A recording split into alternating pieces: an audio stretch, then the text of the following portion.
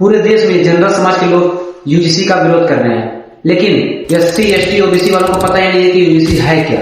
तो चलिए बात करते हैं कि यूजीसी है क्या। यूजीसी यूनिवर्सिटी ग्रांट्स कमीशन एक ऐसी संस्था है जो पूरे देश में कॉलेज और यूनिवर्सिटी के रूल्स एंड रेगुलेशंस को तय करती है, जैसे एडमिशन, रिजर्वेशन, टीचर्स की नियुक्ति और ग्रीवेंस सिस्टम। अब किया क्या जा रहा है कि यूजीसी के नए प्रस्तावित नियम में एससी एसटी ओबीसी से जुड़ी शिकायतों से जुड़ी स्पेशल मैकेनिज्म, कॉलेज में मैंडेटरी इक्विटी डिस्क्रिमिनेशन सेल्स, शिकायतों को सीधी सेंट्रल बॉडी यूजीसी तक भेजने की व्यवस्था शामिल है। अब जो ये जनरल कैटेगरी के लोग हैं, ये यूजीसी का विरोध कर रहे हैं, इसके खिलाफ प्रोटेस्ट कर रहे हैं। जनरल कैटेगरी के जो लोग हैं, जो छात्र हैं, जो टीचर हैं, उनको इस यूजीसी के मिसयूज का डर सता रहा है। जनरल कैटेगरी के छात्रों को, टीचर्स को इस यूजीसी के मिसयूज का डर, मेरिट और फेयर इवैल्यूएशन पर सवाल और यूनिवर्सिटी में फेयर बेस्ड इन्वायरमेंट बनने की आशंका है। क्या इससे इंसाफ बढ़ेगा या डर, ये तो अभी क्लियर नहीं है, क्योंकि अभी कोर्ट ने जो है वो इस यूजीसी के